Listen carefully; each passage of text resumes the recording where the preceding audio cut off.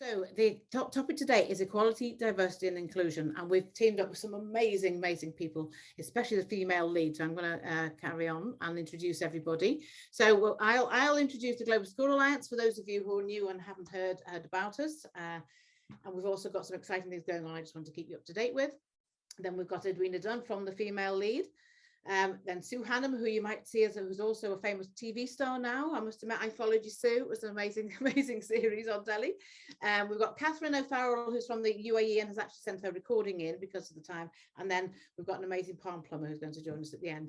So again, as usual, please put questions and introduce yourself and say hi in the chat. And we'll try and do 1 or 2 questions after each speaker, but we'll save most of them towards the end if that's okay. So here's our amazing lineup for today, which you will meet very shortly. So the Global School Alliance, which I think a lot of you are already members, but if you're not, you should be, because it is an amazing community. We've got some amazing members, very supportive and collaborative. And the whole aim for the School Alliance is to be collaborative, to enable pioneering educators around the world to share best practice, to have some great opportunities to share culture, and to basically improve student outcomes. We're looking at creating global citizens, and we're all working together with the same outcome. And the community is amazing and very supportive. So please join. It's free to join. You can join as a teacher or join as a school. And we also have ambassador pros who are a bit more active. We have a Facebook page. We have a LinkedIn group. We now have lots and lots of resources you can access, and they're being developed out all the time. There's various links here you can see to keep up to date with future upcoming events, and I'm going to share a few of the things that you can take part in as part of the community. So for instance, started this week, and I'm going to do for the next few Tuesdays, I'm going to have a workshop where you can come and have a chat with me about becoming a global school. Our aim is to create global education. I think the pandemic has shown us how interdependent we are around the world. It's a small globe, and we all are very closer than you realize. So we're looking at creating global schools, global citizens, and I wanted to introduce how we can support you to do that, especially using our Global School Awards. So come along for a chat on Tuesdays. The link to register to join me will be on the Facebook group page and on our newsfeed on the platform. So look out for that. I'll post it tomorrow. We've got lovely opportunities like an immersive opportunity at the moment, which help you towards one of the Global School Awards. Obviously, with travel not being possible, this is what we're trying to do as close as possible, a virtual trip. So we've got one to China with a live host in Chengdu, which is in March. Technically, the deadline has gone for that, but I do have a couple of spaces if anyone would love to join it. It's an amazing experience with a live host. So they get to experience culture, sightseeing, do some craft activities, and also interaction with peers in China, and the same in Spain. The one in Spain is still open because that's in May. It comes live from Seville. So if you fancy doing that, again, check out the platform. It's a great opportunity to motivate students about other cultures, and especially if they're language learning. Unfortunately, this offer is only for UK schools, but we like to signpost opportunities, especially funding. So the Turing scheme is the British government's replacement to the European funding they used to have for Erasmus and Comenius and all those projects. So now this is funding for UK schools to go and visit partner schools. So, okay, you might not access the funding if you're abroad, but you might be able to host one of our English schools. So that's something to look out for. And again, if anyone wants any more information about this, please let me know. I'm quite happy to have a one-on-one and go through more details about how you can access this funding. Another exciting thing we have on our platform is our culture postcards. I want to encourage some more members to do some. We haven't had many up recently, but I know people have had lots of things going on in school, but the culture postcards are a lovely way to share your culture and a bit about your school. I like to we try and focus one each month or a few each month from different countries. I think we've looked at Romania and Turkey and places like that already. And today, I don't know if anyone knows, the flag is Bangladesh. So this is a lovely example of one of our postcards. This was shared by Nilafar, who actually is normally with us. She's probably out there somewhere. Thank you, Nilafar, for sharing this. So it's a lovely, vibrant way of sharing a bit of your culture on the back of a postcard, a bit about the school, and it just looks so exciting and inviting. Yes, definitely on my bucket list to come and visit you. So please get some more up there. Other things we have are things like the Student Council. We'd love to give obviously the students' voice. The next Student Council for the secondary group is next week. They are starting a project on plastic waste. It's not too late for you to join in. They've only just started at the last meeting. So if you've got students who'd like to represent your school, on the Student Council, connecting with schools all over the world to do a project. Please join that. Again, that's on the platform, just free to join. And the primary school one is at the end of the month. The primary school one, the students attend with a teacher, so it was sort of zooming in with a teacher, but the secondary ones, teacher needs to be there, but the students are more autonomous. They can communicate with each other a bit better. So upcoming events we don't want you to miss out on. We've got actually an amazing round table. I think there's still a few places on the round table next week as well, which is for maths teachers. It's a great demo on formative assessment, I think, by a company called Bolster Academy.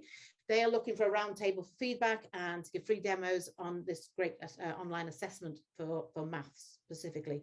So if you fancy attending that, I think they're giving away a free demo if you attend because they want your feedback. That's next Tuesday. With, as I said, the Secondary Student Council is on the 3rd, next Thursday.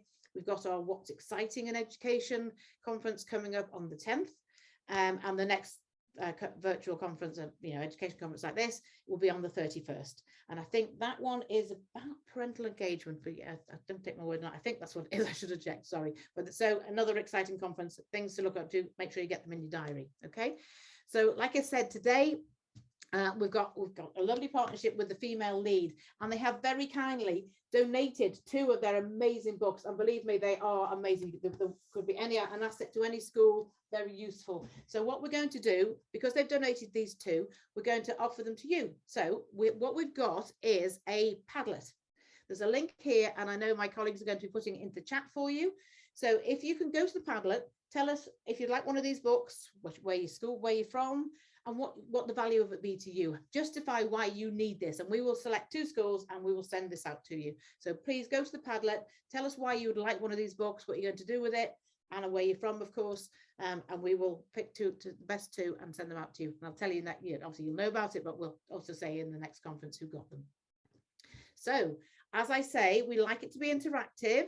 So I'm just giving you 2-minute warning now that I want everyone to put the cameras on. You've got time to have a look at your hair, get your glasses on straight, practice your smile. And my colleague is going to start taking a photograph. So please all put your cameras on just for 2 minutes. You can turn it off again if you really must after that, but it is nice to see. And I think it helps the speakers too to see who they're talking to. So right, what are you ready? 1, 2, 3, all smile. I've always got my mouth open and my eyes shut in all these photographs. So well, hopefully they'll take a few photographs and select the best ones. Are we okay, Henrietta? Can we carry on? Brilliant. Thanks, guys. Okay, so I'm not going to warble anymore. I'm going to invite Edwina to unmute. I'm going to slot through the slides for Edwina.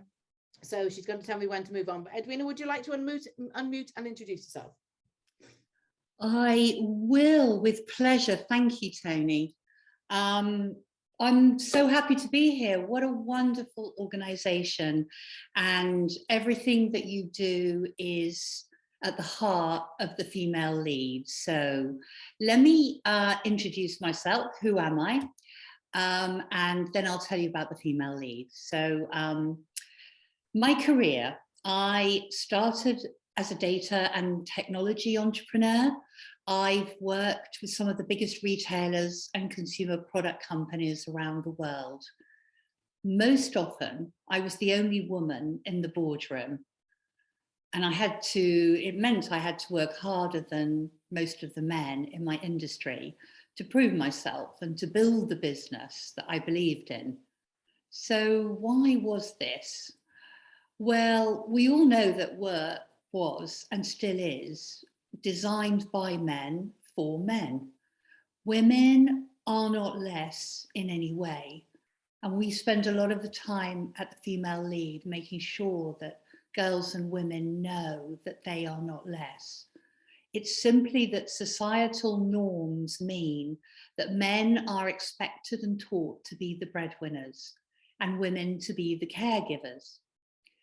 Women often deal with what we've coined as a psychological condition called the unentitled mindset. We worked with the wonderful Dr. Terry Apter on that study. And this really is a condition that is very much about feeling less, feeling unentitled in certain situations. And it's not something that's particular to women, but it's particular to the world that we live in.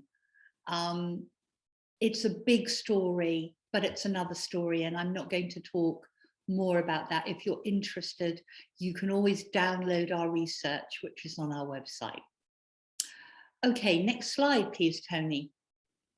What I want to tell you about now is the campaign and what we do. So the Female Lead is an educational charity. It's dedicated to making girls' and women's stories of success and achievement more visible and more accessible. Everything we do is about helping girls to understand and prepare for what lies ahead, both in life and at work. We invest in rich and inspiring content, photographs, podcasts, films, stories, all of these things, so that you can pick out what's useful, what resonates with you, and what you can build on. Next slide, please. So these are the books that Tony introduced to you, and we're delighted that at least 2 of you will receive this, and we have films to go with all of these wonderful women, and you can see some of them as they emerge on the website. Our mission and our original goal has been to distribute these books to schools and colleges. So in fact, the one on the left-hand side has already been donated to 18,000 schools in the UK and the US. And I'm so sorry we haven't reached further at this stage in the world. We're limited by our funds, but not by our ambition. So our hope ultimately is that we will be able to share everything, maybe not always in hard copy, but accessible from our website for free. The second book, which we've just published, which was the one Tony was showing to you, is just out. We literally have just published it. And so we're currently looking for nominations of schools, and we will send that out again to schools in the UK and the US. But as I said, I hope we'll be able to distribute it at least on the website much more broadly. I'm also delighted to tell you that we are publishing our first edition very soon in Brazil. It's being translated into Portuguese as we speak. And we have some amazing Brazilian iconic women. You can see the woman shown on the slide who's in the Amazonian headdress, and she heads up the indigenous people of the Amazon. She's fantastic, absolutely fantastic. So, as I say, we've created these portraits, we've created the stories, and they're their careers, but they're also their personal stories and the kind of hardships they've faced, because all of them have. And then we share these worldwide. So our audience has grown phenomenally, not least through lockdown. So we now have 7 million followers around the world. And I hope all of you will join us and have access to all of this free content. So why do we do it? Why the female lead? Can I go to the next slide, please? It's my belief that you can't be what you can't see. Of course, there are some who break through, but it's harder. When you see people like you, somehow it all becomes easier. When I was at school, I was told about old dead women like Marie Curie and Florence Nightingale and Ada Lovelace, and they're wonderful. But I thought, surely there are some great women alive today shaping the world around them. And there most certainly are. Thinking about this, I became really concerned about the lack of role models, because you can't be what you can't see.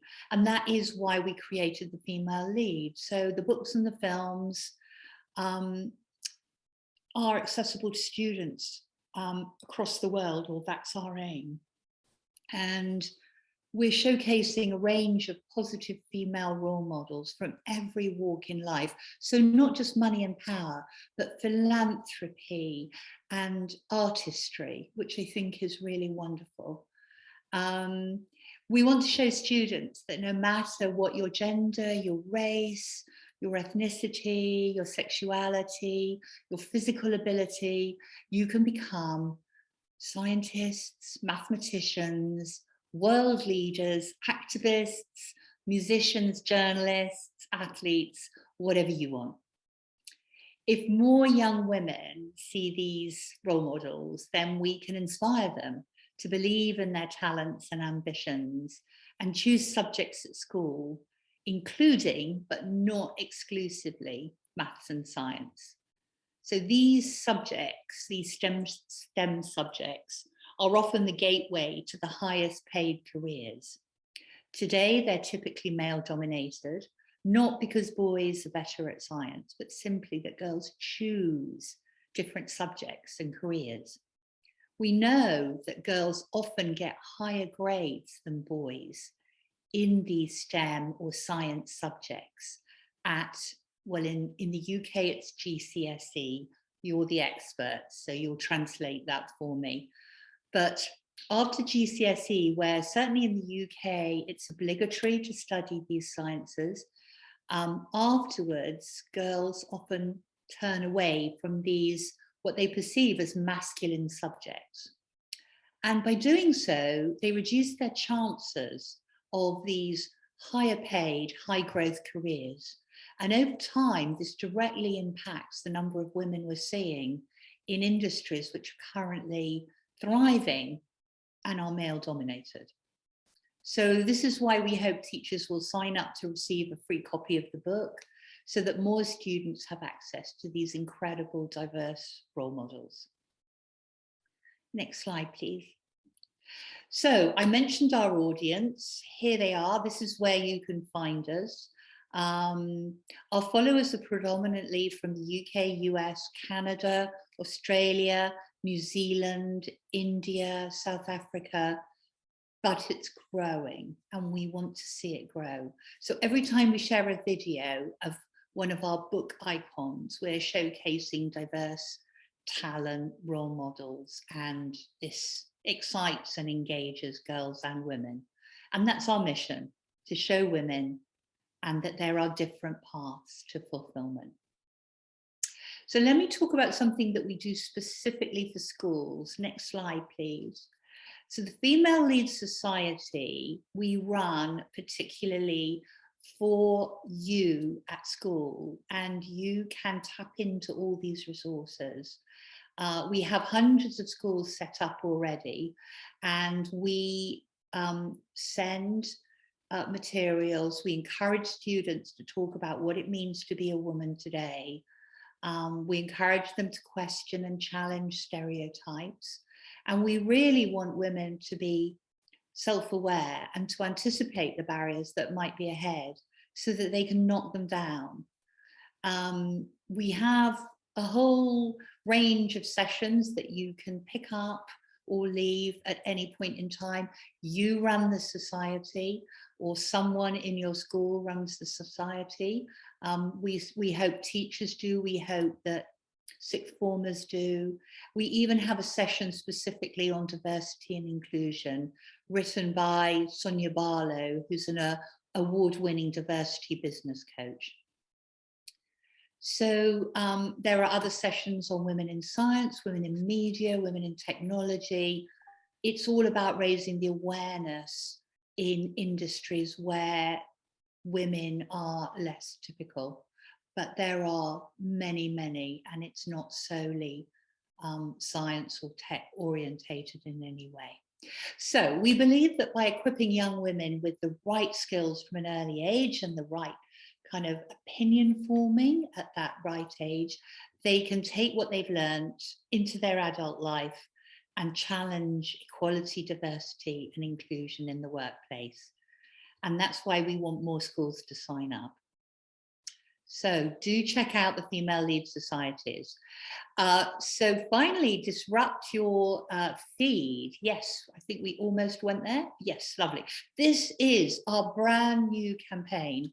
It is designed to talk to social media, which can be tricky. We know it's there to stay, but this is a brand new campaign. It's about to appear. So this will be launched on International Women's Day. And it's a social media pledge. Last time we shared it, it was taken up by 150 influencers and reached 20 million users around the world. So this year we're hoping to reach even more.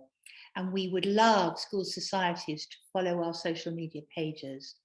We're currently updating our website, and we will be introducing to you female role models from every career and walk of life, and we would love you to engage and tell us what you feel about them and maybe follow them.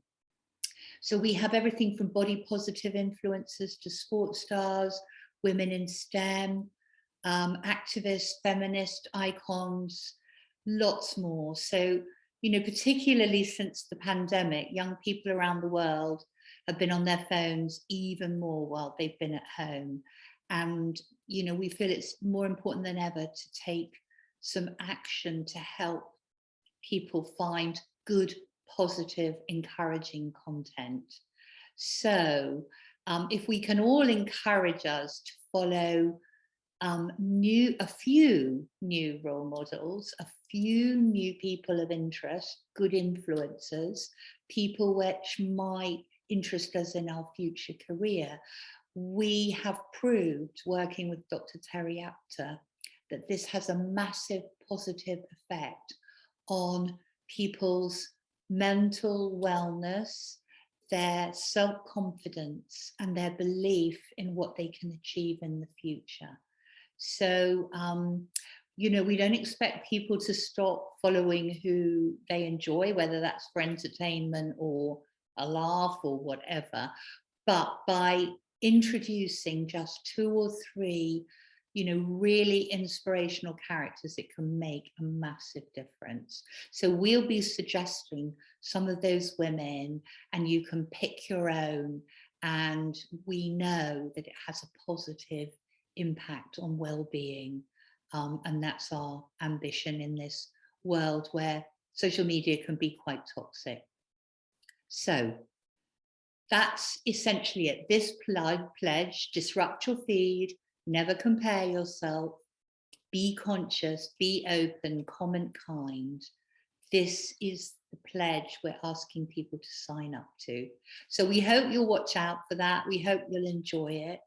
And I think the final page is really just a list of our platforms and our connections, our hashtags. And please do have a look and see if there's anything there that really appeals to you and stimulates you. So thank you so much for allowing me to talk at your fabulous event. And I hope what I've shared is useful and enjoyable for all of you. Thank you, Edwina. That is actually amazing. Yeah, and I think I think we're going to be working with you as well to help everybody find access to you. We put them on our platform, and we'll help signpost to make sure that people know how to reach you and get to your pages as well. Actually, were there? I can't see that because I'm sharing the screen. I can't see any chat. Hannah, was there any questions that anybody had for Edwina particularly? Because I know she can't stay with us all evening. She has another event to go to. But does anyone have any specific questions for Edwina? No. There's one from Jamel who asks, how do you ensure inclusion in schools? Is that aimed at me? If you feel you'd like to answer it, you feel free. Well, do you know, I mean, I don't know. I can answer it in lots of different ways. It's a great question. I mean, our ambition is that everything we do is free to every young person in school or college. And the female lead is about every career and every ambition. In fact, what we're trying to work out, because of my background in data science, we're doing a lot of research into what fulfillment means to different people. And I genuinely believe that we're not all looking for the same thing in life or a job, but there are some massive commonalities. So, you know, diversity is part of who we showcase, but my interest in what does happiness or fulfillment mean to different people is so much more than just how you look. It's kind of what excites you, what motivates you, what gets you up in the morning. So I'm on that journey and I'm really interested in that question. So thank you very much, Jamel, for that question. Thank you, Edwina. So I think we have Sue. Would you be okay if I stop sharing? Are you okay to continue? Thank you so much, Edwina, and stay with us for as long as you like. And if you can't, thank you very much. We'll keep in touch. Thank you. If I stop sharing, and can we get Sue? Are you okay to share?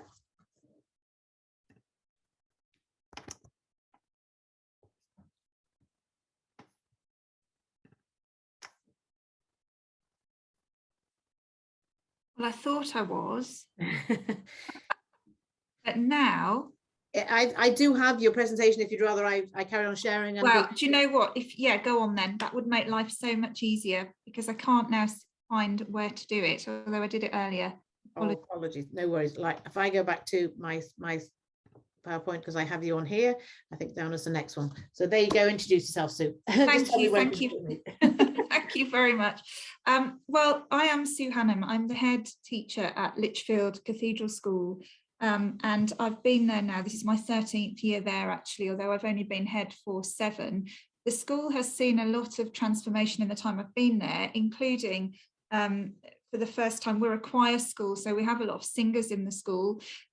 Girls were not allowed to sing as part of the Cathedral Church initially, and I was very delighted that they were installed. Actually, it's 10 years ago now, and luckily I was there to present them, which was just quite a moment in time after what essentially amounted to 700 years of inequality. So I have to say also I have met to know Edwina and I'm involved with the female lead and was very privileged to take part in their most recent book. And I have to say a more inspiring group of people you would be hard pushed to find. They are extraordinary. And what you hear from Edwina today certainly is echoed by every single member of her team, and the resources that are available for all schools for free through the female lead are definitely worth investigating. And if you are, you know, I would say whether you are educators of girls, boys, or both, or whatever, then it's really worth you having a look, because equality, as we know, or as I'm is so important. So I am delighted to be here to speak to you today on a topic that actually I have had to become familiar with in a way that when I started in my job even 6 years ago I didn't. And I think the agenda here has grown enormously for all of us, and it's something that you can, I think, feel quite nervous about tackling because it is riven with issues, and rightly so, really. So I'm very happy, Tony, for us to move on to my why EDI question. That's a picture of the back of the school. There you go. And that's a bit of the history. Yes, we didn't have girls until 1974 either. So it really has taken a while for us to catch up with ourselves. So why is, you know, equity, diversity and inclusion, why is it so important? Well, I guess you can, you know, you only have to listen really to what Edwina has said to realise that it would be very easy to assume that particularly girls, I think, if we talk about that for a moment, you know, we seem to think that there is now that they can apply for the same courses, they can apply for the same jobs. You know, the world is, do those glass ceilings still exist? Well, arguably, yes, they do. And there are many more out there than perhaps we ever realize. So why is it important? Well, just like anything else we do in schools, if we can influence things in a way that is positive and in a way that promotes inclusion and fairness, if we can instill those values in our youngsters, then they are the people who will go out into the world and create a world that is also driven by these values. And really many good things start with us, you know, as educators, there's no question about it. for me, it's not just about opening minds and changing your own school, but it's also about putting out into the workforce of the future people who will continue to propagate change in a positive way. And certainly that echoes the work that Edwina is doing. What's really important here, I think, is, and this I hope resonates with many of you who work in schools, if ever you're dealing with a difficult situation in school, it's very easy to hear one side of it and then assume you know what you're going to do about it, and then find out that there is more context that you didn't know about. And when you find out the context, you deliver, you know, a solution in a very different way. I think that applies absolutely when it comes to EDI work, because context for all of our youngsters, and indeed all of our colleagues and our wider stakeholders, is never irrelevant. And that context may be to do with their gender, it may be to do with their socioeconomic status, or you know, a level of disability. It could be any of these things, and some of them are hidden. And it's really important, I think, that this kind of agenda enables us to look holistically at context. So thank you, Tony. If we could move on to the next one. So I read this in a blog recently by another head teacher who's called Sarah Raffray, and I am going to mention her because I think she speaks a lot of wisdom and good sense. And she had written a blog, and one of the things she said with this, schools have become accountable in a new way to society at large, as movements like Me Too, Black Lives Matter, and Everyone's Invited have swept the globe with righteous anger. Now, if young people can feel anything, I think they can feel a sense of social conscience and righteous anger. And it's that phrase at the end that really resonated with me, that these topics may feel like hot potatoes. They may feel like things that we are not trained. You know, I did not do teacher training and learn anything about any of this, really. It just was not part of the training back then, and I imagine is now, but perhaps even then needs to be evolving as the whole agenda does. So we cannot ignore these issues, and we have got to find ways in schools of addressing them in a way that is positive, and certainly going back to the female lead, that they certainly do that. So if we just quickly, briefly look at why I'm looking, Tony, if we could move on, please, at equity versus equality. This is really simplistic, and, you know, with apologies to those of you that have seen this before, but it feels like the easiest way to explain where I'm coming from. Equity, usually we think of it in monetary terms. So if you think about, if you've got 3 people, somebody has £10 in their pocket, somebody has 5, somebody has nothing, you've got £15 to give away. If you're looking for equality, you give everybody £5, but you don't create an equitable situation, because actually you're then still going to have winners and losers. You'll have some people who have a lot more than others. Now, in terms of schooling, so equity would mean that we would give more to one person to equal things up. And I think this is where our awareness of EDI has got to be quite nuanced, really.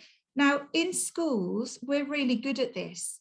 If you think of it in terms of how we address children with special educational needs, for example, we might know that, you know, putting the same amount of help into a classroom for every child is not going to create an equitable situation, because a child over here needs particular one-to-one help or slightly different resources in order to access the curriculum. And I think all we need to do, it makes it sound simple, and maybe it's not quite that simple, but what we need to do is think, okay, we get this, we understand it in the context of learning. So we need to now extrapolate this out and think, how do we make all of the other experiences of school, of life, of opportunities, where possible and where we can, equitable. Thank you, Tony. So we were faced at school with this, what felt like a huge agenda of how do we deal with all of this? How do we even start? And before I say any more, I would caveat everything I'm going to say with, this is not the only way of doing this. This has been a way that we have, it's a road that we are on, but I do feel it's a journey that will bring us to along the way. This is very much a starting point, and everything we're doing, we're reflecting upon and seeking additional opportunities. And certainly those of you in different parts of the world perhaps will have, and this is a brilliant platform for us to share, different organisations that you can signpost each other to in order to help do this. So where did we start? Well, all the advice would tell you really to start with an audit of what you're already doing or not doing. Ideally, I think you get some sort of external help to do this, because one of the things that we did was to start by training everybody in unconscious bias, because and actually even when you've done the training in unconscious bias, you realise it's almost impossible to step outside of your own context. You don't know what you don't know. So why do the audit? Well, if you're not being fair and inclusive and equitable and non-discriminatory, then potentially you are breaking the law. And that's clearly very, very serious indeed. There is a lot of data that you can look at. And again, I would advocate here, if you can afford it, guidance from external sources to do this. But there are some fairly simple things in terms of, and I'm prepared, I'm happy to share the information, a bit more detail on this with Tony or Hannah, who can share it with you afterwards. But basically, you can gather bits of data about the people who work in your school, the pupils that are in your school, the kind of demographic that you have, that will start to give you a bit of a picture of how you sit in terms of balance. We discovered we were the most ethnically diverse school in our area, and I have to say, if you walked into my school, you wouldn't necessarily think that straight away. But again, the context is not irrelevant. You need to be able to identify any barriers you have to inclusion in order to remove them, and they may didn't even realise in the first place. There is a lot of training out there. And of course, for teachers, the quickest way, I think, to start looking at this is to think about a curriculum audit. So where in your curriculum, across the whole curriculum, are you championing the kind of people that Edwina is talking about? Are you championing those with disability who have succeeded? Are you championing, people who've not come from traditional backgrounds and roots and succeeded? Are you delivering, let's say if you look at literature, what sort of texts are you teaching? Are they showing a broad spectrum of life, or have they become very narrow? And certainly with English literature, we've had to break away and very carefully break away from what we refer to as sort of dead white men, which seem to predominate what we delivered in English for many, many years. And even, relatively recent national curriculum reviews have not entirely fixed that problem, and then they've perhaps tried to teach things as other cultures, which again, that otherness is wrong. It's not inclusive. So this, I think, even at national levels here, dare I say it, there's a lot still to learn. Thank you, Tony. So if you can get a grip on all of this, and I'm going to give you some concrete examples of what we've done in a moment, what will be better and why is it worth doing? Because it's another layer of things to do in what essentially is a busy life in school anyway. Well, frankly, the experience of your pupils every day will be enhanced. There is something wonderful about a school that, sparkles and shines in glorious technicolor in a way that everybody feels like their voice is heard. Everybody is equally valued. There is a real sense of, democratic voice, which if you look at even there's a rather wonderful report written by the World Economic Forum called Future Education, and it was published in January 2020. I would highly recommend any of you who have anything to do with forming curriculum choices to look at it. It's really extraordinary. And one of the things that it really pushes is the importance of teaching our youngsters globally to have a democratic voice. And that's certainly, again, when you're auditing your curriculum, where is that? Where does it sit? Who's delivering it? Is it clear across all subjects? It will influence your mission statement potentially in a school, the aims of everything of the school, of lessons, the recruitment of employees. This is a really critical one, and how you interact and are seen to interact with the outside world. Sometimes even the manner in which and the place in which you advertise opportunities will be discriminatory in a way that you never intended. And I think it is about having, opening your mind to this and being prepared to take on board some quite sharp truths. Actually, you've got to be prepared to find out things that you think, wow, you know, that's pretty awful, and I didn't realize that's how we were doing it. So, you know, this can be quite it can be a tricky journey, but I think it's a really, really important one.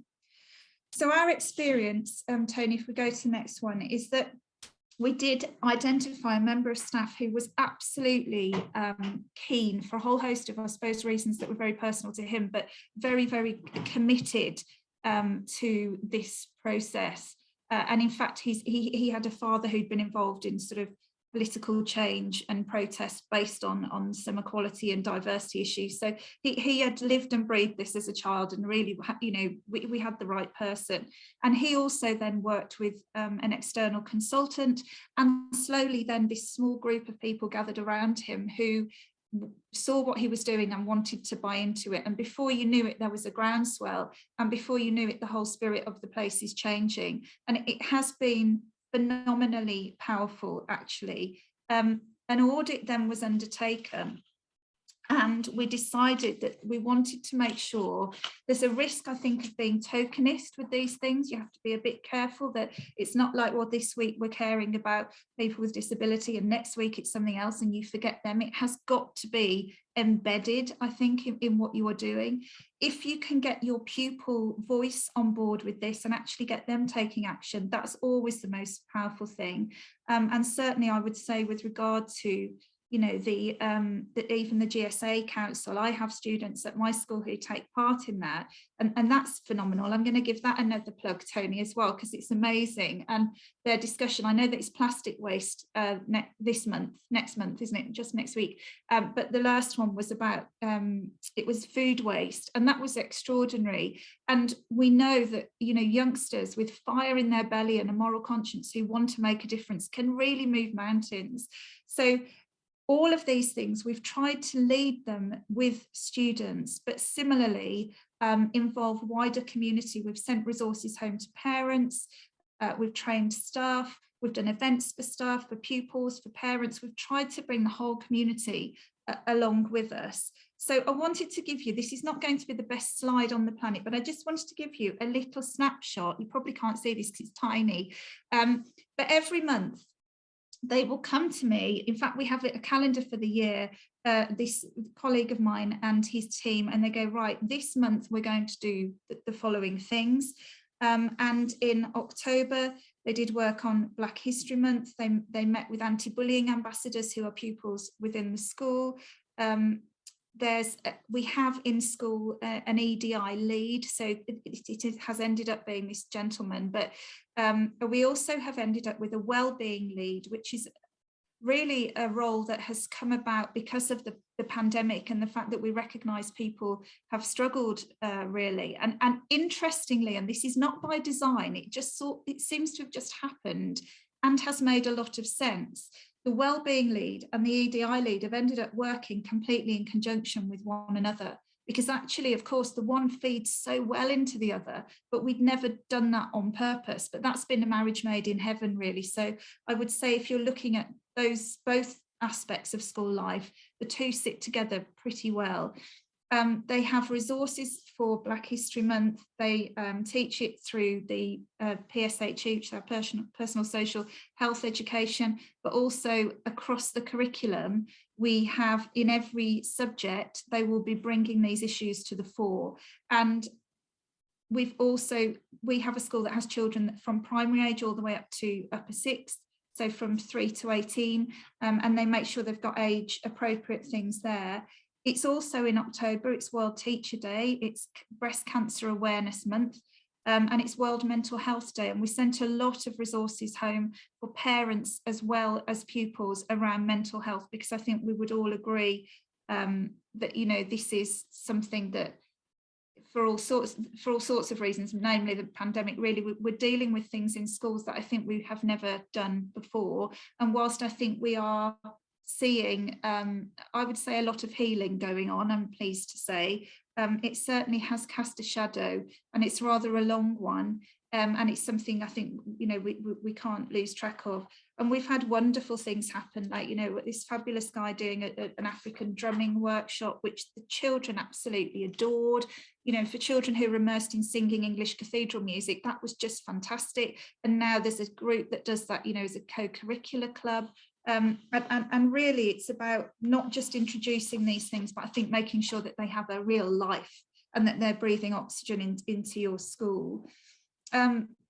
In terms of, if you want to go to the next slide, this is probably slightly clearer. So this is just an example of the kind of things that we were doing with, it's just the example there is February, because that's where we were and it seemed sort of most appropriate.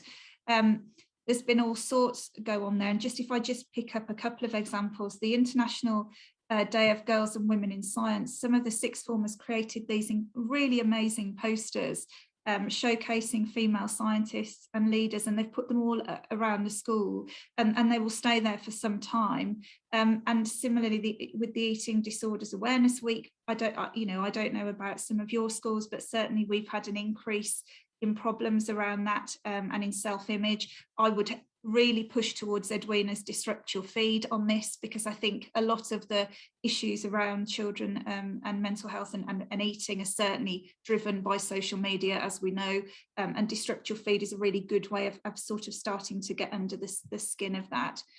So there's all sorts of things that can be done. I think as ever in schools, if we're happy to go on, Tony, please.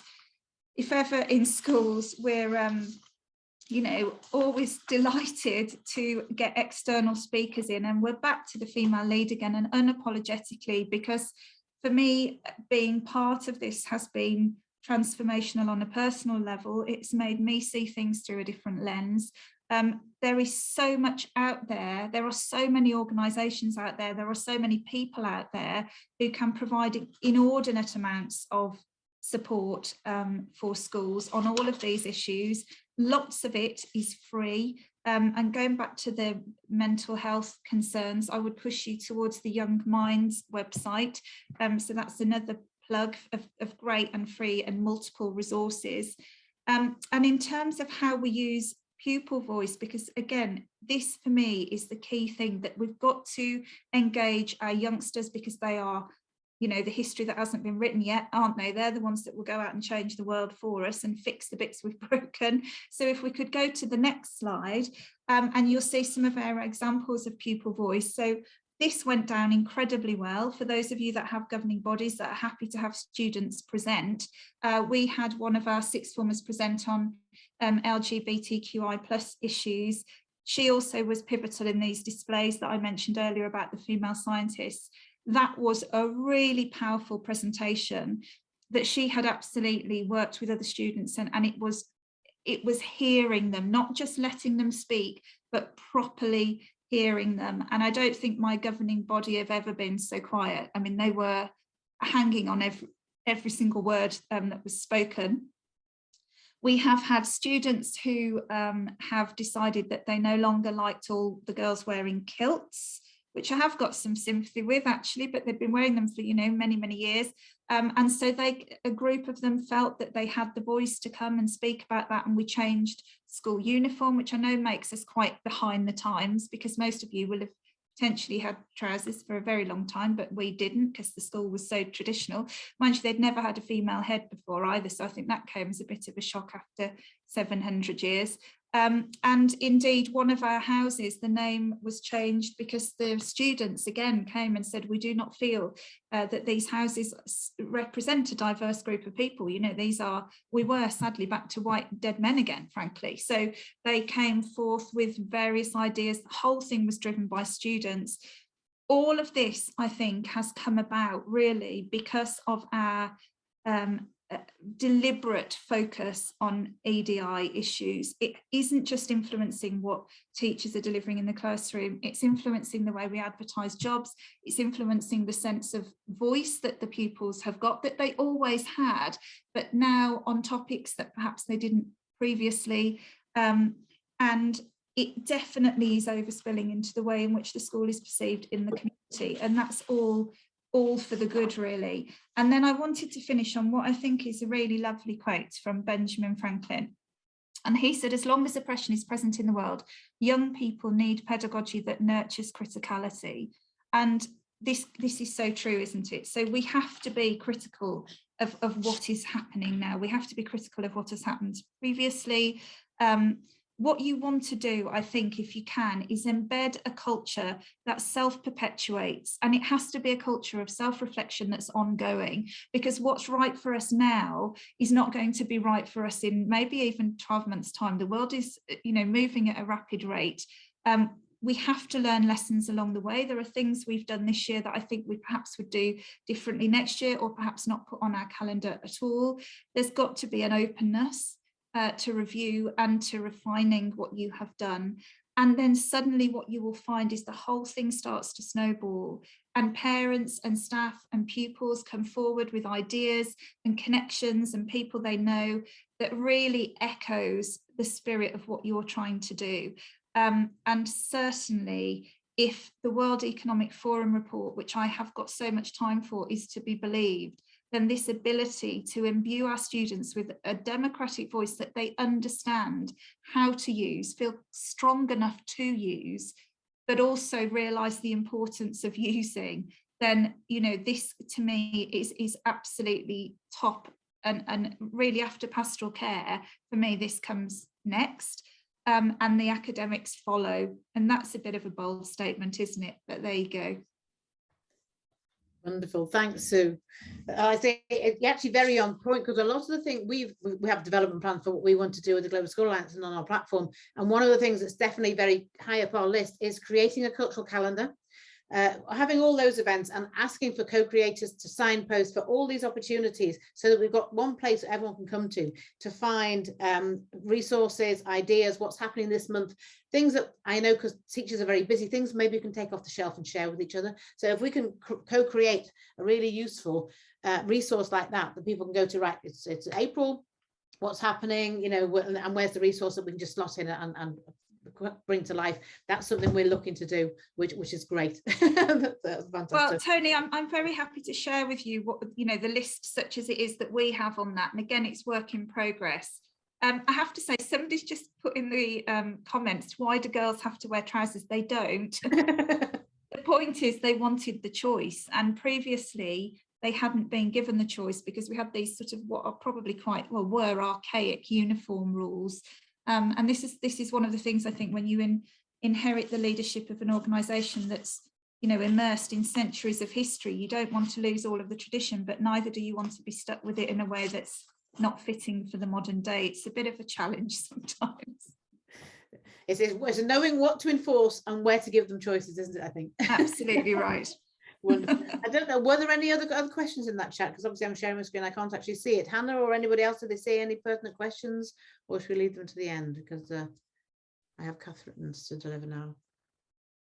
If there is about jobs, I think. Hang on. Maybe we can get a chance to look at it at the end. So, but it's basically, thank you so much, Sue, because I do have Catherine's a recording. So Catherine has sent us a recording from UAE. So what I'll do is sorry, Fethi, you've got your hand up. I spotted you. Did you have a question for Yeah, hi Tony, hi Sue. So basically I asked the question on the chat, but okay, maybe you haven't seen it. I'm just asking Sue about, she's basically a head teacher. So how does she do the follow-up of implementing this culture of equity and so on? How do you do the follow-up? I know that there is an audit, but locally there, that means in your own institution, how do you do the follow-up and you make sure that the people working with you are doing the right thing? That's a really good question, Fethi, and I appreciate it, because I'd say it goes even wider, doesn't it, than the EDI stuff, that as a head, ensuring that everything is going as it should be is easier said than done, really. Certainly with this particular area of school life, I suppose I feel particularly strongly about it, which is funny, isn't it? But it does make it easier somehow for you to keep your finger on the pulse of what's going on. So I have somebody who carries the responsibility in school for this particular area of school life, and I meet every week with him, and get feedback on what's going on. And the other thing we've done that's actually been very powerful, I mean, I should have mentioned this, so I'm glad you've asked this question. We did put out both for the teachers and the pupils some questionnaires at the beginning of the year to just try and work out what people already knew and how comfortable they were. With the teachers, it was how much do you know and how comfortable are you delivering on these particular topics? Because for some people, this was they just didn't feel like they were on solid ground doing it. So we had to put some training in then for people who were less confident. And we buddied them up with people who were, and then we redid the questionnaires the following term to just show the progress that we'd made. So there's that kind of thing. Also, in truth, putting it on an agenda for things like the governing body, and having to have the evidence to show what has actually happened, not just the intention, but the action and the outcome, has been a good discipline to put in place, because once it's on an agenda, you're accountable to it. So I mean, I know that sounds a bit draconian, but I think sometimes these jobs can be so huge that if you don't put your own deadlines in like that, where third parties are involved, it's very easy to not keep it to the top of your to-do list. I hope that answers the question. Yeah, that's clear. Yeah. Okay. So I get it's kind of like delegation then, isn't it? So it's delegation, but then a process for feedback and reporting back, so that it's in place and people know how, and being accessible, I suppose, isn't it? So yeah, and I think a degree of doing things in a way that enables you to measure the outcomes wherever possible. And it's not always possible, but it is important. Wonderful. Thank you, Sue. And thanks, Betty, for your question. Wonderful. So I have this recording from Catherine, which I'm going to have to stop sharing and start sharing again to find it. Sorry, if you bear with me for a second, because I know she took a lot of time to actually get this ready for us. So let me just find her recording. Apologies for a minute. I have saved it here.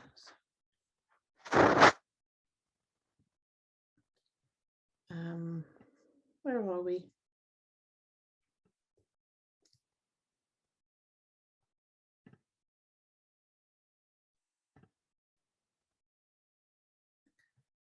Apologies, it's coming. Oh, right, where's Catherine's? Right, I think that's it there. Okay, if I make this full screen, and we have Catherine for us. Hello, everyone, and welcome. My name is Catherine O'Farrell, and I'm very happy to be here today speaking all about equality, diversity, and inclusion. I am also very inspired by our female leaders who are speaking also at company working toward inclusion and diversity. Comprised of Harmeet, my partner, who has over 30 years experience in the inclusion field. Raza Jafar, who is one of the founding members of the Global Sustainability Network, and myself, Catherine O'Farrell. And I've been working in the inclusion field for over 15 years. 10 of which have been here in the UAE. And I have had roles from group head of 2 of the larger educational providers in the region, through to principal, head of inclusion, and class teacher. So I've had experience of inclusion at all different levels throughout the educational sphere. So a number of years ago, we began conversations around accessibility and equality for people of determination. And here in the UAE, people with special needs we don't use the term special needs anymore. We use the term people of determination or students of determination. And we've seen a big gap in the provision for those people and how they can access provision, and then how they can access meaningful employment once they graduate from school.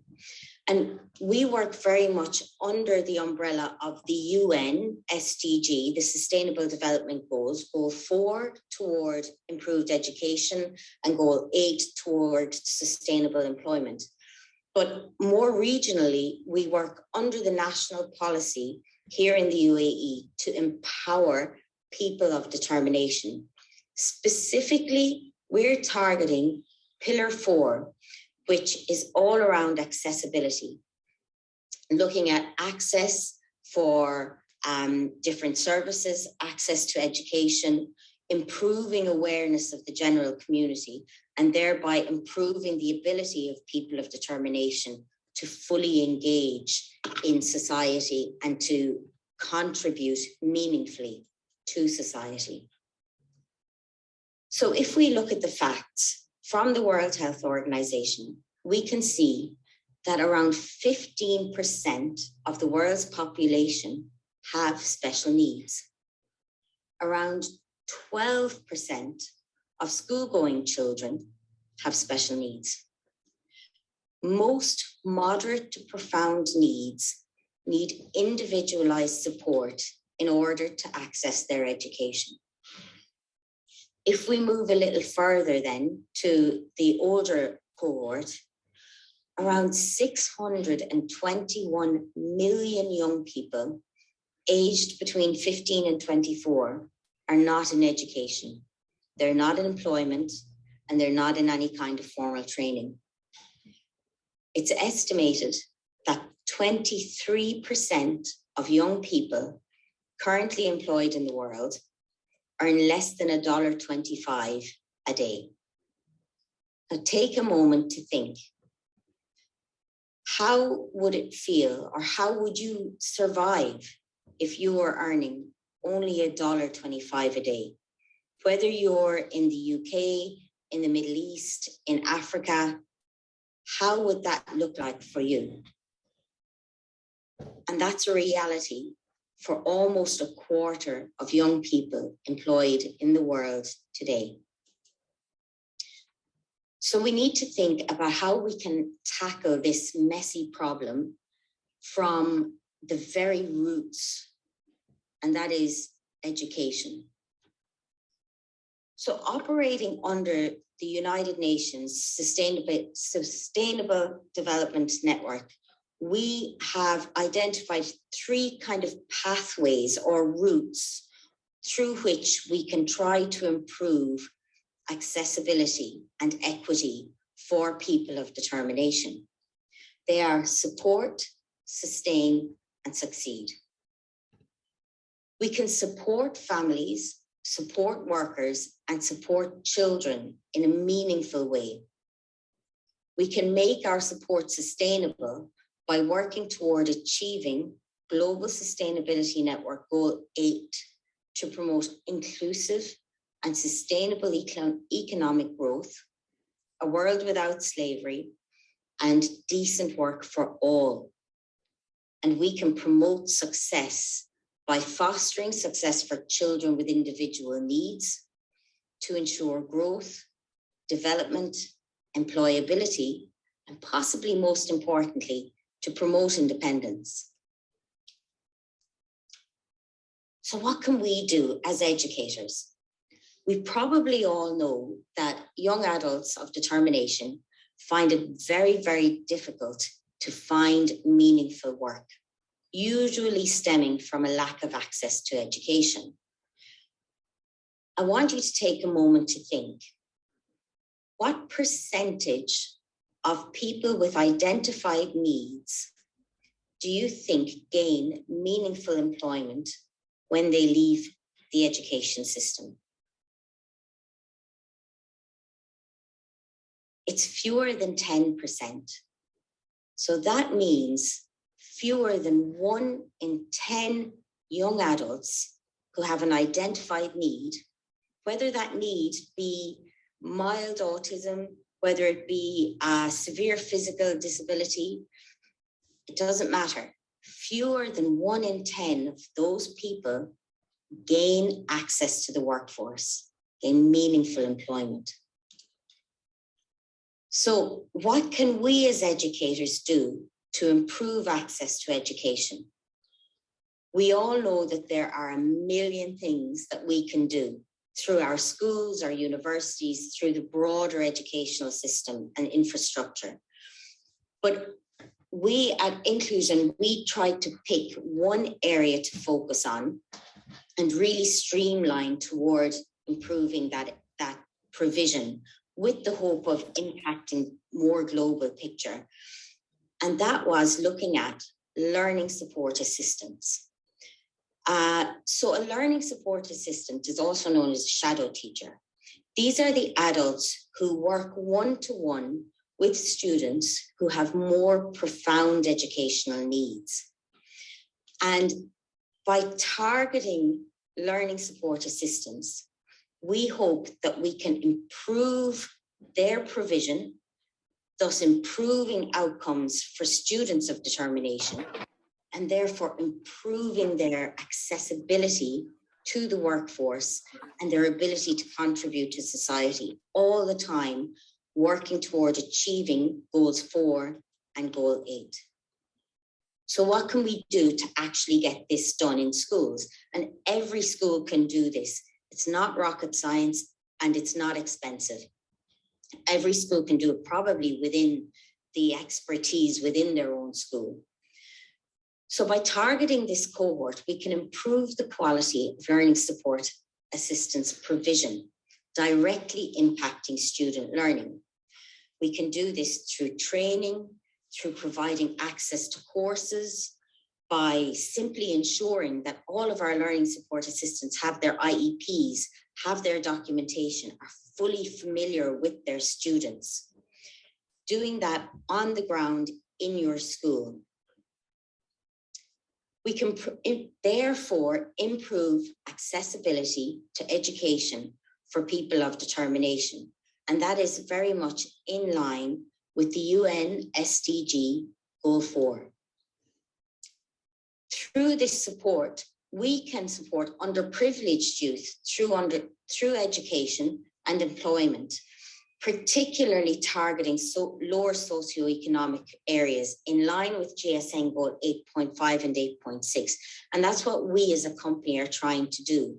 We are trying to recruit LSAs from lower socioeconomic areas, upskill them and deploy them, but ensuring very much that they're fully upskilled before they can take a post, and very much ensuring that their access to employment is improved. We can improve employability for young people of determination because their accessibility to education has been improved, and hopefully help them to gain meaningful employment. Now, what are the goals for inclusion and equity through improved learning support provision? We can improve student outcomes for those who have special needs, therefore improve their employability. We can improve the quality of employment for our learning support assistants. Very often we find that in schools, our learning support assistants are often overlooked. Very few schools offer them quality continuous professional development or quality access to improved learning for themselves as practitioners. We can expand the recruitment to underprivileged regions. If we provide meaningful training, we can take those LSAs who may not necessarily have the skills on entry, but can gain the skills once they join the school.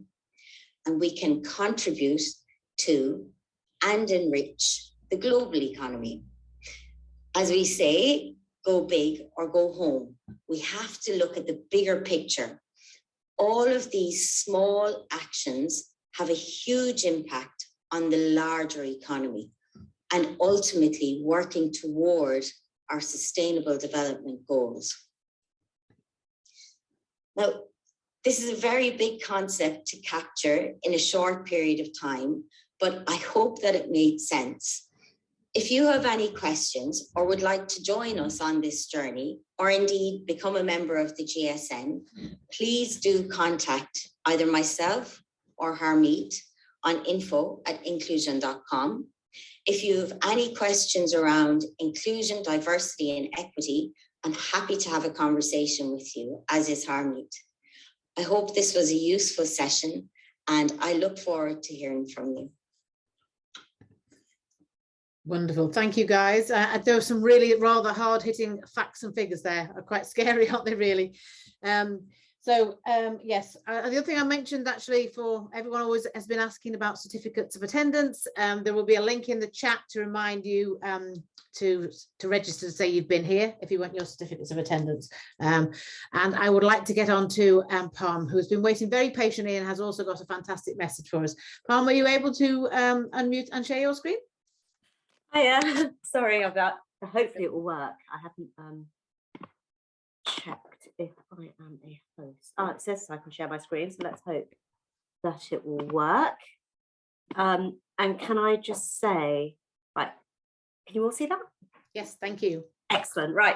Can I just say what a fantastic conference it's been so far. It's been absolutely wonderful to listen to all the other speakers, and such a privilege to be part of this program. And it's also wonderful to see such a global audience here with us today as well, which is really, really exciting to see. So I am going to take us in a slightly different direction with my talk. I'm here on behalf of Women Ed, as you can see on this slide here. And what we deal with is more about the staff in your school. So we're going to be taking it slightly different direction in terms of diversity and inclusion, and thinking not about the students and their experiences, but actually about your staff room and what that looks like.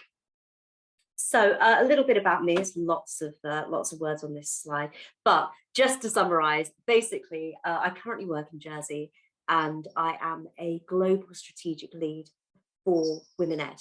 And although I've worked in education for 20 years, I genuinely, the biggest joy that I have is working within this network and within this organisation, because it gives me the opportunity to celebrate and promote and amplify women across the globe. And that really is truly joyous, really.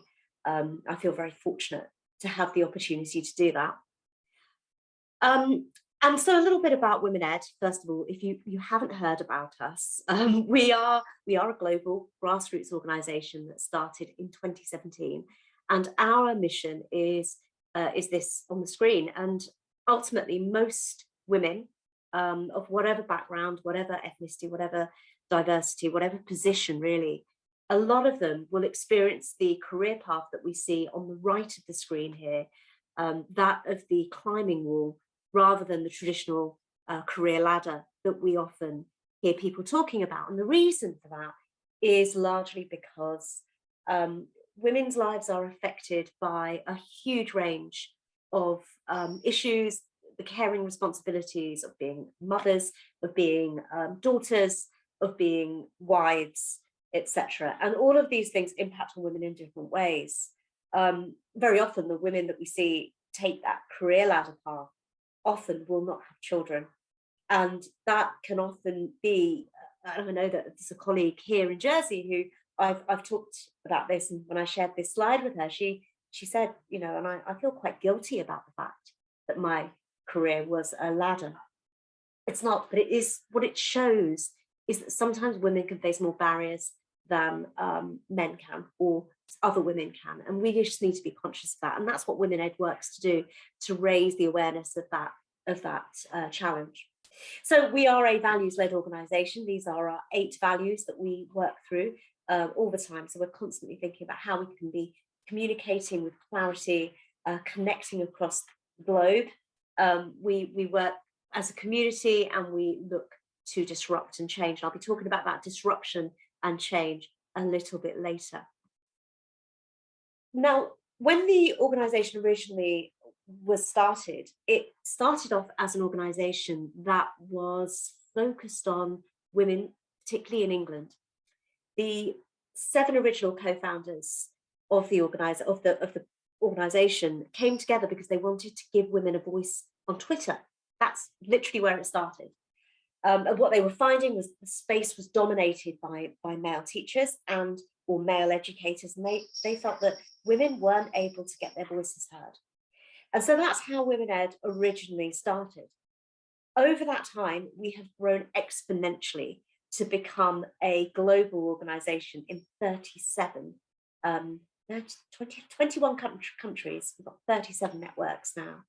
So a huge organisation. And what that led us to understand is that we needed to change our aims. And in 2020, these 4 aims were really kind of established in terms of what we focus on now. And you'll notice that we focus on representation of women in leadership roles. We want to support aspiring and current leaders in education, female leaders in education, but we also want to see increased diversity of women in leadership roles. And diversity, I'm going to use the term diversity because in the UK we might use the term BAME, which is Black, Asian, Minority, Ethnic, but I'm very conscious that this is not a global term. And you know, within Women Ed, we've had a discussion about how we can talk about this in a way that women right across the globe will understand. And so we eventually settled on diversity of women. But by that we mean any ethnic group, because as Sue mentioned earlier, context is absolutely everything in terms of where you work and what your school looks like. We also advocate for flexible working practices, and we also want to address the gender pay gap, which we have noticed is, you know, hasn't changed very much over the last few years, partly as a result of COVID and the pressures that's put on everyone globally. And our impact is pretty huge. We've got 42,000 followers on Twitters, and the most powerful thing here, I would say, is 174 network leaders globally. And wherever you are across the globe, I think the only continent we haven't quite hit yet is South America. So if there's anyone out there watching today who would like to lead a network in South America, brilliant. Please do get in touch with me. We'd love to hear from you. But we've got 174 network leaders globally, which just goes to show the power of the message that we are communicating and how women feel and how this message resonates with them. We talk about being 10% braver, and this expression, which you may have heard of, is about just being a little bit braver. It chimes with the whole feeling of imposter syndrome that many women feel and many men feel as well. We talk about how imposter syndrome can sometimes take over your life and stop you being braver, stop you applying for roles, hold you back in your career. So Sue Cowley was the first person who mentioned this term, being 10% braver, at our first conference. We hold an annual conference every year, and we talk about women being 10% braver. And it's what's fantastic is to see how that mantra, that 10% braver tag now has actually become, you know, it's constantly being used by people that are way beyond the Women Ed network, showing the importance and the power of being just that little bit braver. So you can be, get involved with the Women Ed network, sign up to be a network leader, all of these sorts of things, which, you know, if you're watching and never have heard about us and think maybe you would like to get involved, then you can in these ways. But I'm kind of talking really about why it matters. And why does it matter what your staff room looks like? Why does it matter what your leadership team looks like? And it's the same reason that we've heard in all of the presentations today, really, that ultimately, when we don't see women in those top positions, we don't aspire to those positions. You know, it is so powerful for young people to see both men and women in those positions, but also people of colour, people of different ethnicities, of different religion, of disabilities, of sexualities, all of that. And that's because you can't be what you can't see. And we've talked about this. I think it was Edwina who talked about that at the beginning, and I think Sue reinforced that. And ultimately, it's very, very true. If I can't see people like me in leadership teams, I'm not going to believe that I'm capable of doing that. I'm not going to believe that I can also achieve that position.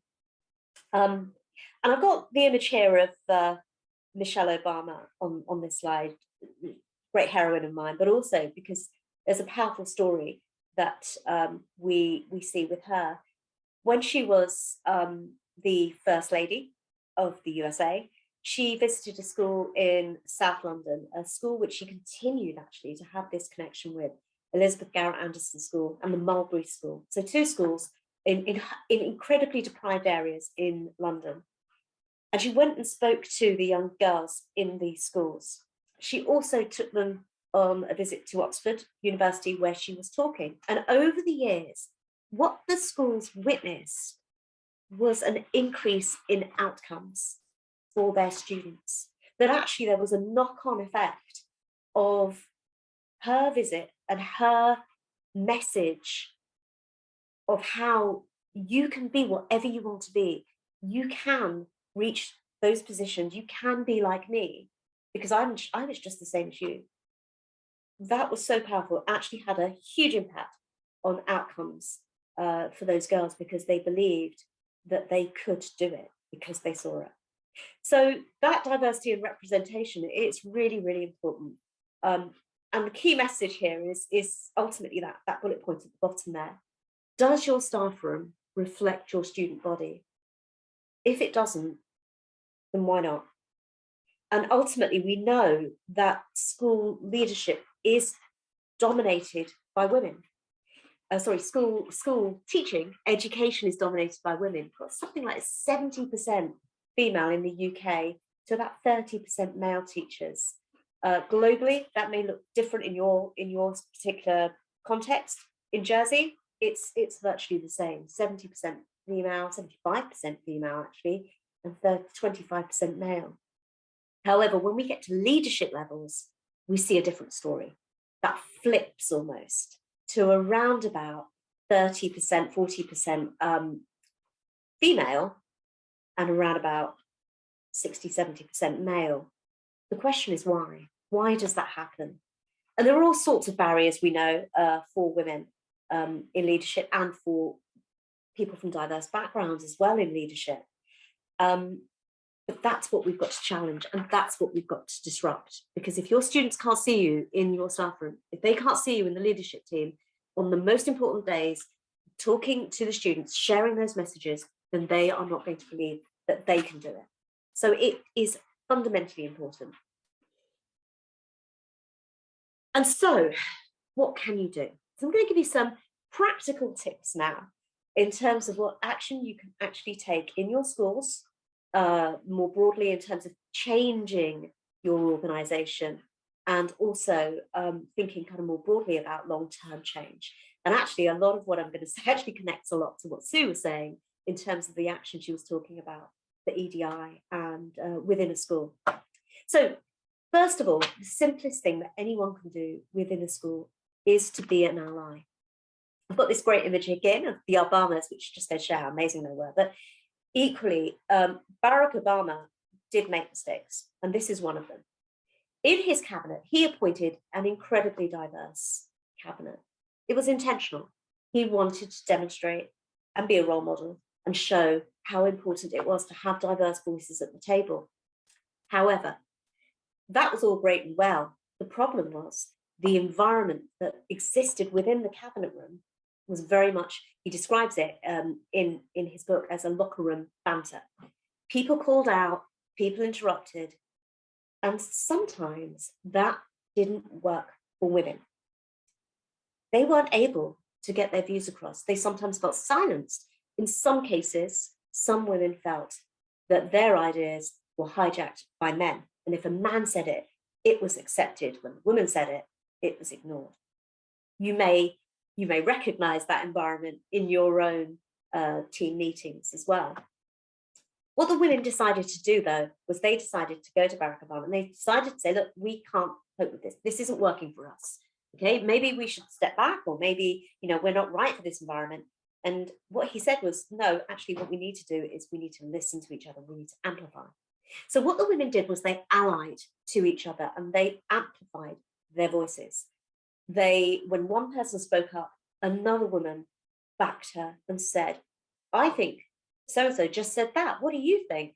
Do you think that's a good idea? And they actually amplified the voices of each other. When people ally, they are more powerful. The second point there is about making sure that we lift others as we rise, to ensure that we do find those networks and we act as mentors. So that if you are a leader in a school currently, you are in a powerful position to promote others from diverse backgrounds so that your school leadership team reflects that wider context that you're in, whatever that context is. And very often it doesn't. So look for those opportunities to mentor aspiring teachers who need greater representation, because we all know that diverse groups make better decisions. So it's always better to have more voices at the table. Another thing you can do, and this is, I appreciate that this is quite a UK thing, but I know that certainly in other jurisdictions, the gender pay gap is being discussed. In the UK, in any organisation that has over 200 employees, they have a legal position they have to report on their gender pay gap. But that doesn't mean that you can't find out about. And maybe you could start a discussion in your school on what this looks like. If we start to dig a little bit further here, we'll also know that actually there is a ethnicity pay gap as well. And that's a whole other discussion too. So perhaps that's something that you might want to do. If you know what your school's gender pay gap looks like, that's a starting point for a discussion. Well, how do we arrive at this? What can we do about it? What positive action, what positive steps could your organisation take to address that problem? So that's the first action that I would suggest.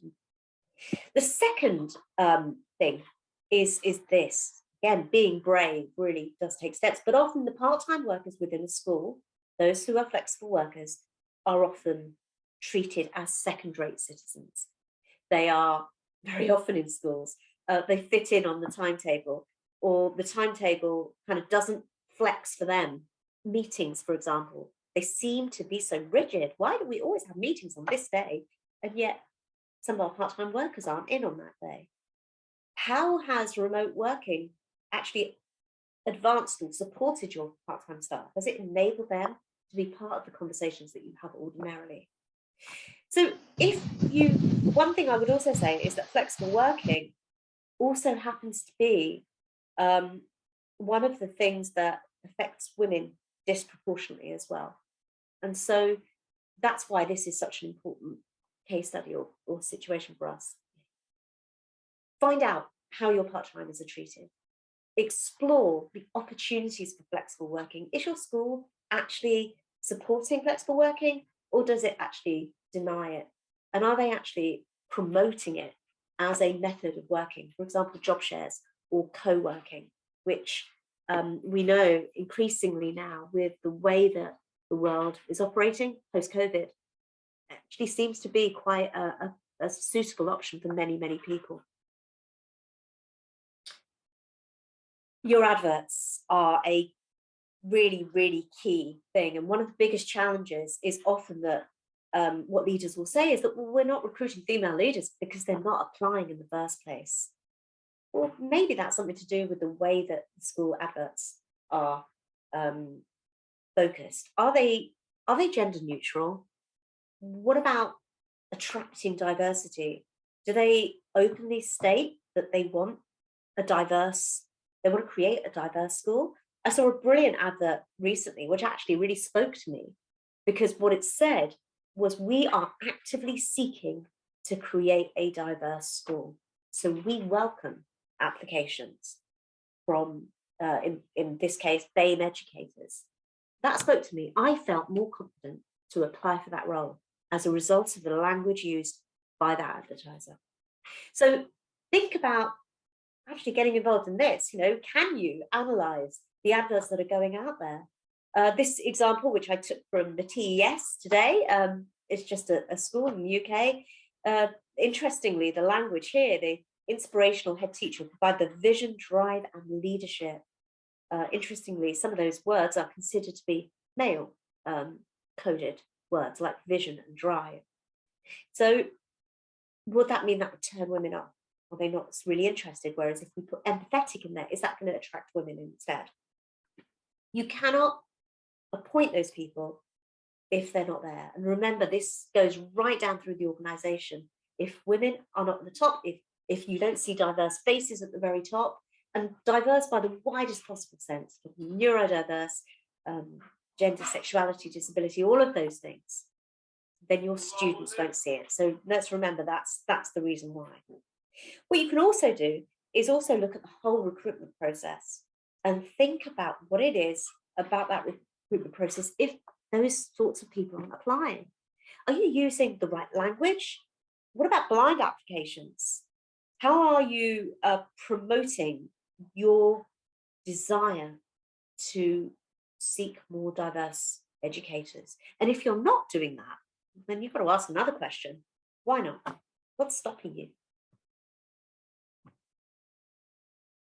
Another thing that you can actually start to do, I'm going to go back to what Sue was saying about exploring the whole EDI issue within schools, and particularly within the staff room. It can be quite an uncomfortable discussion sometimes, because some people have really struggled with the whole shift in DEI. And it's important to remember that and recognise that. And in some cultures, it is also very difficult as well. You know, there are whole issues around school organisation, the way that schools operate, that can really impact on how people feel and how included they feel within an organisation. One way you can explore this in, you know, without auditing your school or without starting some grand process, is actually just to start from the ground, run some diversity lunches. And one of the things that you could explore are just some key questions over a lunch. Get the organisation to pay for lunch, get people together, open them up, run them every term or half term or every month, and just begin to open up the conversation about EDI. Why does it matter? What is it? What does it mean to you? Sue mentioned in her talk about the connection to well-being, and that's absolutely fundamental. The two, DEI and inclusion, fit together so perfectly, because we don't feel welcomed, we don't feel valued, we don't feel part of an organisation, and that impacts on our well-being. And so, like, one of the schools that I've worked with locally here actually started the inclusion discussion by framing it around well-being. And actually that was the starting point, which then highlighted a huge range of issues about inclusion, which then the school began to explore. So they kind of did it in a back to front way.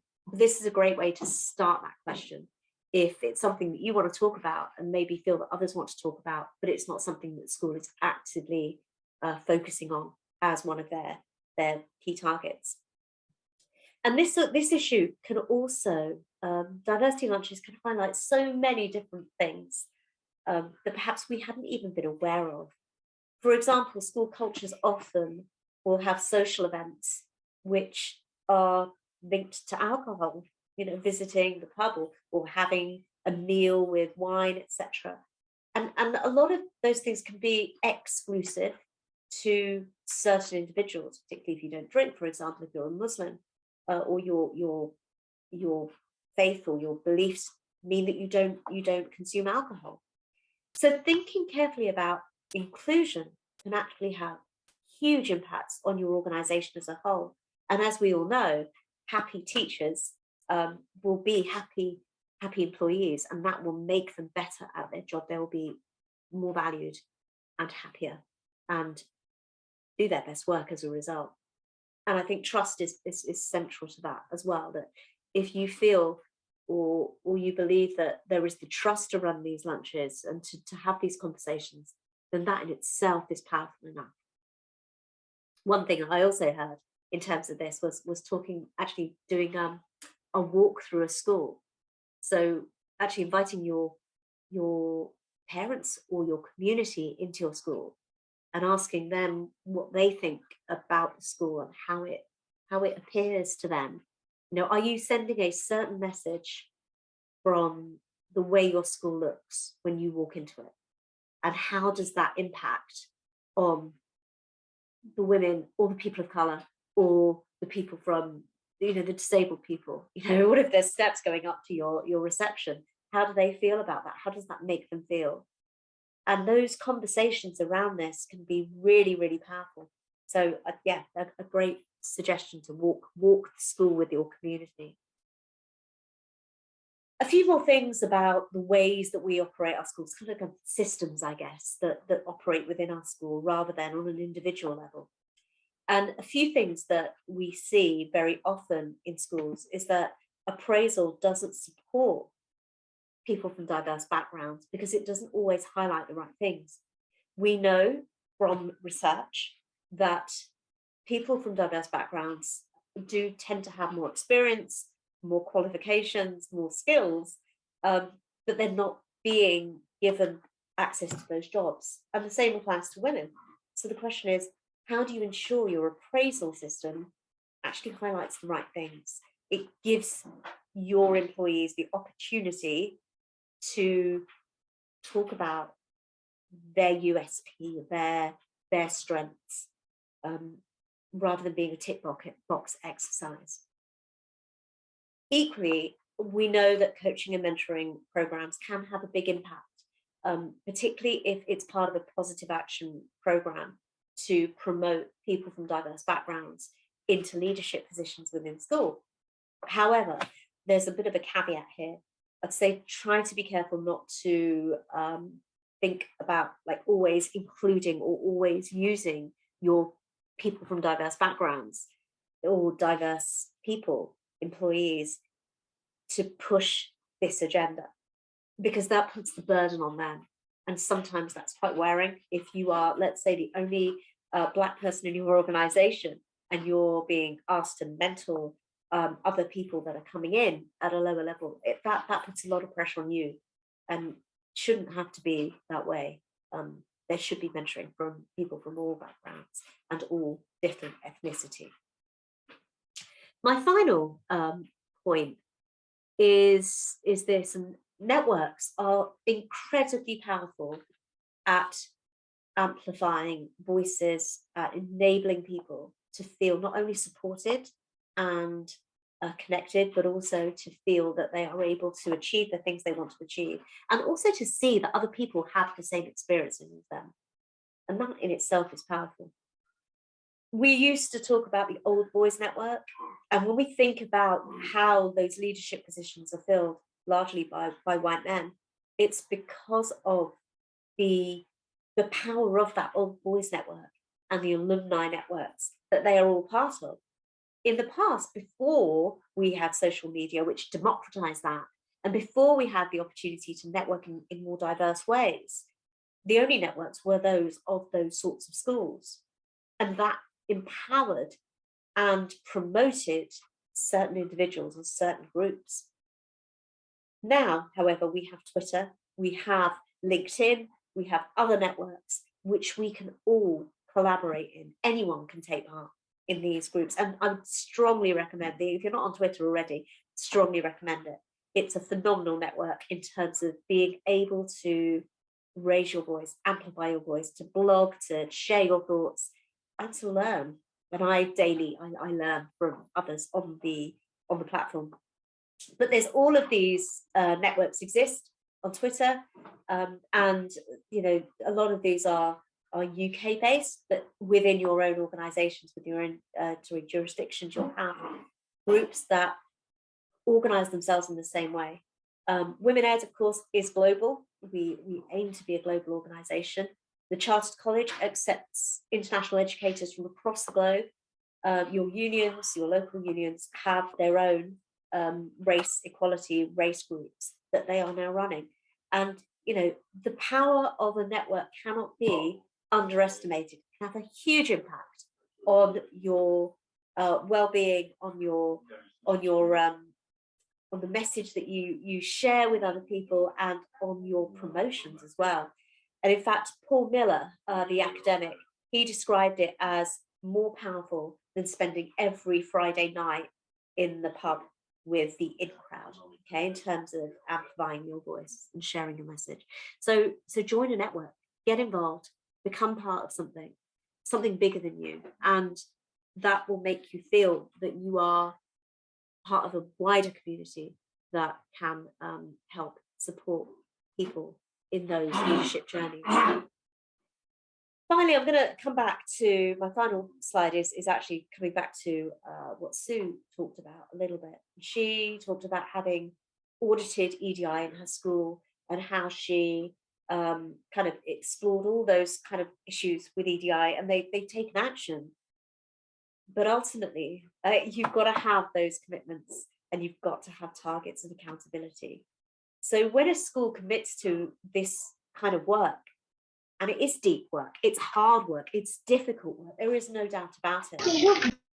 But they really ought to make that commitment in terms of targets and positive action. If your school doesn't reflect its community, I'll take you back to that message, then how are you going to change that? How are you and your leaders going to ensure that the school does in 5 years or 10 years, that the leadership team reflects the people that are coming into the school? In the UK, we know that about a third of schools, young people do not identify as white British.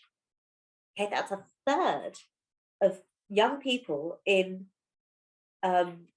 primary and secondary schools in the UK. In your school, you may have a different demographic. I know, for example, in Jersey, for us, it's the Portuguese community. We have a huge Portuguese and Polish community in Jersey, but they are not represented at the highest levels in Jersey. And so if you are truly committed, if you can lead on this in your school, or you can encourage others in your school to sit up and pay attention to what the staff room looks like, then try and get them to make that commitment, try and get them to take some positive action and to have targets and have that accountability for what you're doing, because nothing will change if it's piecemeal or if it is done in a tokenistic way, in the way that Sue described earlier. You've got to have meaningful targets and meaningful accountability. So just a brief bit. I mean, you can learn more about all of these issues for women in particular from our books, and connect with us in lots of different ways. We've got a website as well. And I'm going to end on this quote here, which is from Gandhi. I'm sure you're all familiar with it, but for me, it's really, really powerful. But we all have the opportunity to make a difference and to have that commitment and to see change. But we've also got to be it. We've got to lead on it. And we have got to amplify it and be the voices that are wanting to disrupt and influence. And if we can't do that, then, well, we can't expect others to change. So be the change you wish to see. And thank you for listening. Really appreciate it. And I'm going to stop sharing my screen now and back to Tony. Thank you, Pam. That's amazing. Yeah, there's some great facts there. There are a couple of questions in the chat which I might highlight too, but it's not necessarily at you, Pam. I think if Sue's still here, maybe she could help answer as well, because we have such a global audience. There's one of them was more actually I think they're both from Fethy, to be honest, was more about, have you any plans for boys and men to help empower the women, if you know what I mean? You're telling women to speak up, but really we should be educating men to support as well. So there should be sort of education aimed at the boys and men, and again thinking about countries where women don't have the same sort of empowerment anyway, because it's a cultural thing. So how is there some sort of showcase or some ideas that would actually help make it a difference to the decision makers in countries where the culture is very, very different from a lot of other countries that we know about? I'll start with the first question about male allies, because I think that is really, really important, and it's something that we always talk about. We cannot change if we don't have those male allies to support us, because ultimately at the end of the day, they are the gatekeepers. They are the ones that hold the power and the influence. We promote those sorts of leaders by using the he for she hashtag, and we amplify their voices. Chapters in our books are written by men, so we're not exclusive at all. In fact, we always encourage male speakers to talk at our conference every year. So Fenkia, if that's something you'd like to do, we'd love to have you join us. Thank you, Pam. Sue, did you have any input you'd like to mention on that? Yes, just briefly. Sorry, guys, stay muted. I think somebody might have. Yeah, that's it. We've done it. That actually, if Edwina was here, she'd be telling you far better than I can, really, that some of the work that's upcoming with the female lead is actually doing exactly this. So it's looking at sort of groups of boys and men who also need to be given that empowered voice. So I would say watch this space with the female lead and make sure that you are following it, because there will be some resources coming through there as well.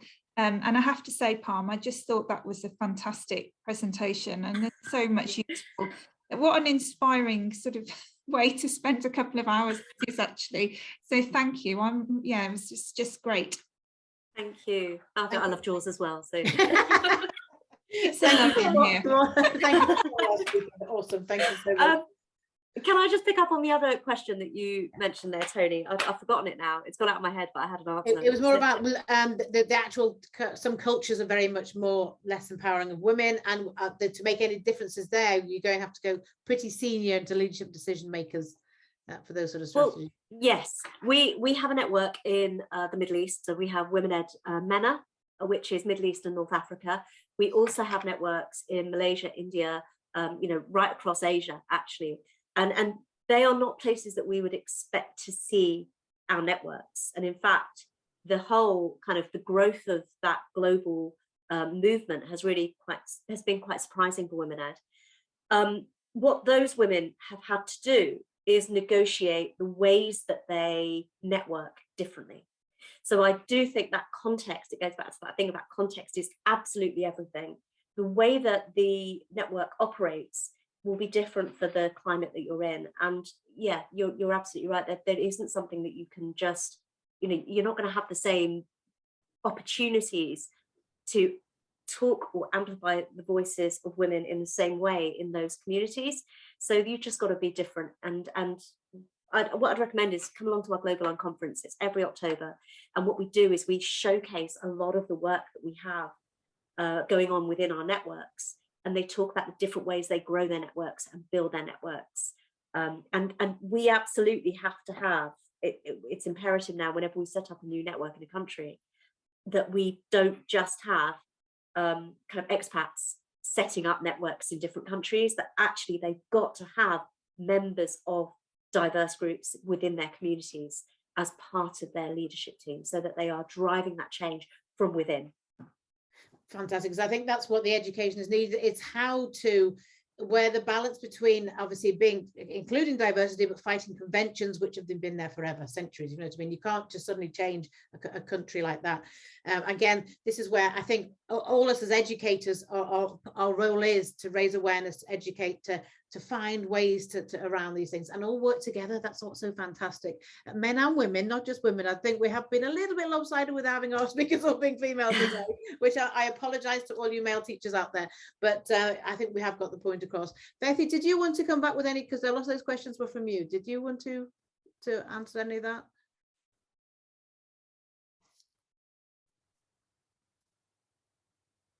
You okay there, Bethy?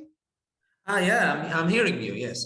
So so I just want to thank all the presenters, and we need, and they need, and we need the support of stakeholders. So like your Global School Alliance, or the True Partnership, maybe other organizations, okay, so they can help us implement all these strategies wherever we are, whether in Europe, North Africa, and the Middle East, or wherever we are. The stakeholders are really important. That's it. Thank you, Bethy, and thank everybody for this afternoon and this evening, wherever your time scale is. And I've had a few comments that some people have only managed to come halfway through, and I've missed some of it. So this recording will be shared on the platform. The conversations can be carried on the platform. We will signpost and share all the presentations and all the links that will be of use to you too. And again, that's the whole point of Global School Alliance. We will be sharing as much as we can. We're going to start getting more resources and signposting for you. That's the whole point, for us all to contribute and share and support each other. And thank you very much, everybody, for participating today. Was there anybody who had any other burning questions? I didn't see many, other than everyone saying thank you very much for some fantastic speakers.